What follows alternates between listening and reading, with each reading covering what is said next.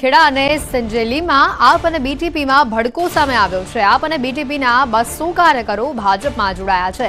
જશવંતસિંહ ભાભોરના હાથે તો કેસરિયા કર્યા છે। દાહોદ લોકસભા બેઠક ભાજપના ઉમેદવાર જશવંતસિંહ ભાભોરના નિવાસ સ્થાને જઈને ભાજપમાં તેઓ જોડાયા। જશવંતસિંહ ભાભોરે ભાજપનો ખેસ અને ટોપી પહેરાવી તેઓને પ્રવેશ આપ્યો।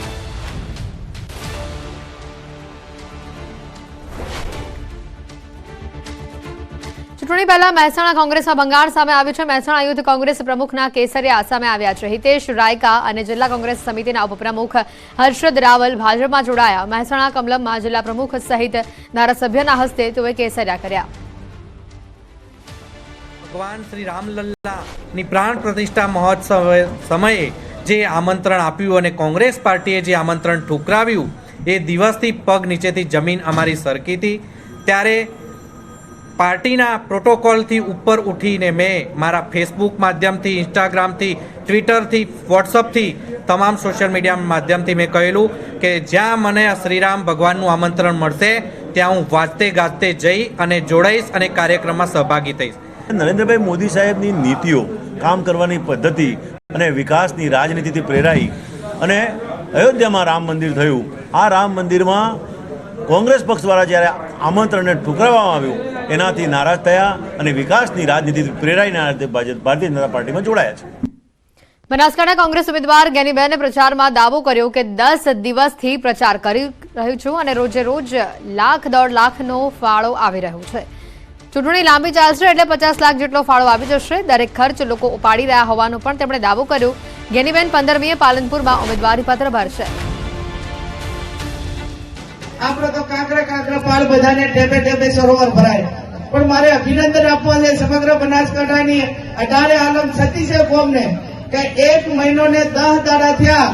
તમામ મંડપ બાંધવાના હોય, માઇકની વ્યવસ્થા કરવાની હોય, મીટિંગની વ્યવસ્થા કરવાની હોય, ચા પાણીની વ્યવસ્થા કરવાની હોય, એ તમામ સમાજે છે કે નડાબેડથી કરીને અંબાજી 14 તાલુકામાં તમામ લોકોએ કરી છે। એ વાતમાં હું સમગ્ર જિલ્લાને અભિનંદન આપું।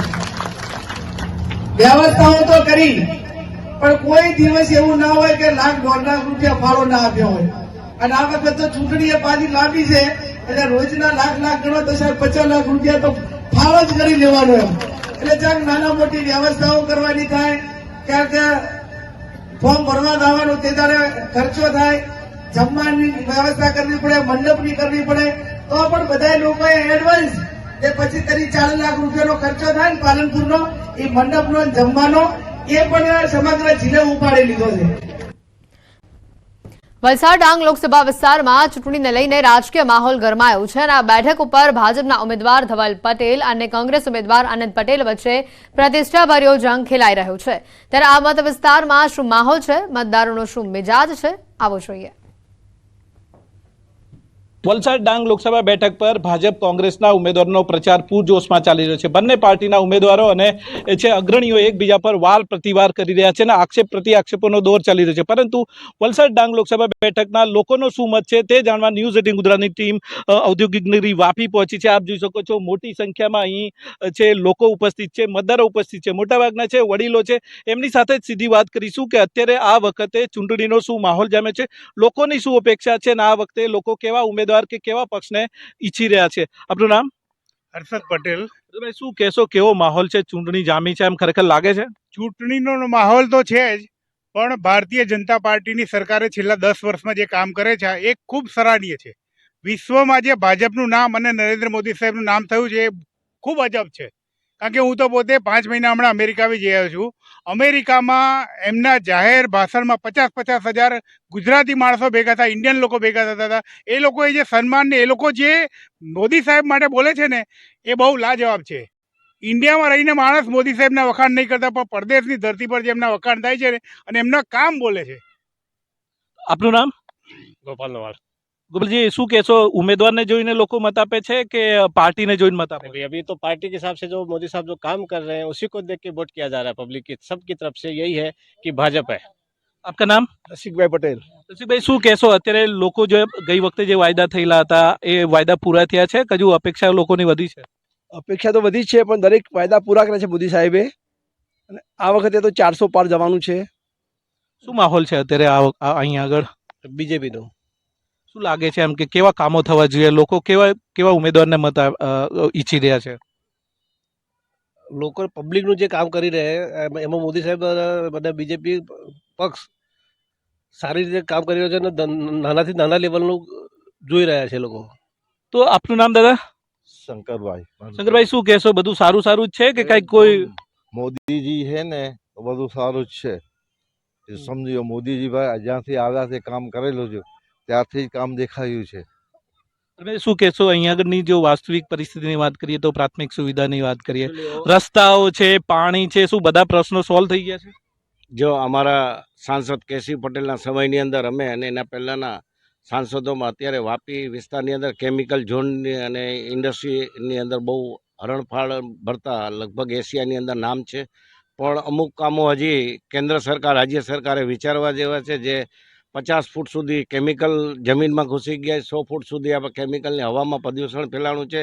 આ બાબત સરકારી તંત્રએ ધ્યાન દેવાની જરૂર છે. બાકી મોદી સાહેબનું ઓલ ઓવર અત્યારે સારું છે અને વિશ્વમાં નામના સાથે આગળ વધી રહ્યા છે. આપણે રોજગારીની શું સમસ્યા લાગે છે દાદા? ખરેખર લોકોને રોજગારી મળી રહી છે કે હજુ સરકારે વધારે પ્રયાસ કરવા જોઈએ? હલો, મારું નામ રોહિતભાઈ શાહ છે. હું નવસારીથી આવું છું. એ રોજગારી તો મળે છે પણ હજી મળવી જોઈએ. એટલે અત્યાર લગીનમાં કોંગ્રેસે જે 70 વર્ષમાં દેશને ખાડે નાખ્યો છે, અત્યારે મોદી સાહેબે આજે 10 વર્ષમાં 70 વર્ષનો પાયો મજબૂત કર્યો છે. એ 70 વર્ષનો જે ખાડાઓ છે પૂરે છે. અત્યારે મોદી સાહેબ એટલા આગળ વધારે છે આપણે ભાઈ ઇન્ડિયાને કે જે વિશ્વમાં એનું નામ બોલાય છે ને હજી બોલાશે. હજી અહીંયા 48 લગીને એને આવવાની શક્યતા છે. દાદા, આપનું નામ શું? મનુભાઈ. કેટલા ટાઈમથી વોટિંગ કરો છો? એ 70 વર્ષ, અરે 50 વર્ષ. 50 વર્ષથી વોટિંગ કરો. પાર્ટીને જોઈને મત આપો છો કે ઉમેદવારને જોઈને મત આપો? ઉમેદવારને જોઈએ. શું લાગે છે કેવા ઉમેદવાર હોવા જોઈએ? મોદી જેવા ઉમેદવાર જોઈએ. અહીંયા આગળ તો તમારે તો લોકસભાના સાંસદને વોટ આપવાનો છે. નહીં, આપણે મોદીને જ વોટ આપવાનો. મોદી જેવા બીજું કોઈ છે નહીં. અચ્છા, ઉમેદવાર અહીંયા આગળ વલસાડ બેઠક પર વાત કરીએ તો ઉમેદવાર કોણ છે એ જોઈને નહીં, મોદી સાહેબને જોઈને જ મત આપો. હા, મોદી જોઈને આપ. એટલે કેવા કામો થયેલા છે? તમારે જે તમારી ઉંમર તો વધારે છે, એ વખતે શું માહોલ હતો અને શું દેશમાં પરિવર્તન લાગે છે અત્યારે? બહુ ઘણું પરિવર્તન. કોંગ્રેસે 50 બધા ખાડા જ કર્યા હતા, મોદી સાહેબ ખાડા પૂરા કર્યા છે અને હજુ બધું આગળ બધું સારું કામ કરશે. આપનું નામ? कमलाधरन कमलाधरन जी, क्या केरला के रहने केरला वाला के? हूँ। अच्छा, मैं क्या इधर माहौल है? 40 साल से वापी में रहता है, बहुत तो फर्क है। क्या- मैं जब आया तभी का वापी नहीं है अभी। वापी अभी एकदम इंटरनेशनल लेवल में है। ये अपना 10 साल में बहुत इम्प्रूवमेंट किया है। मोदी साहब आने के बाद देश का नाम रोशनी में ले लिया। દાદા, આપનું નામ? રમણભાઈ પટેલ. તમે શું કહેશો, કેવું હોવું જોઈએ વાપી શું અને આ વલસાડનું જો આપણે બહુ ટાઈમથી ફરતા હશે, કેવું હોવું જોઈએ, શું અપેક્ષા છે તમારી? વાપીની અંદર શું છે, પોલ્યુશન વધારે છે, લોકોની બીમારી વધારે છે. બીમારી લોકોને તે પ્રમાણે અહીંયા હોસ્પિટલોનું ઓછું છે. હોસ્પિટલો પ્રાઇવેટ હોસ્પિટલો છે પણ જે ગવર્મેન્ટની હોસ્પિટલ હોવી જોઈએ એ નથી.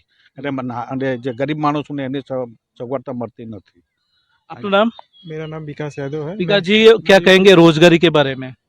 रोजगारी तो फिलहाल जनसंख्या जब तक कंट्रोल नहीं कर सकते तब तक बेरोजगारी बारे में कुछ ज़्यादा बोल नहीं सकते।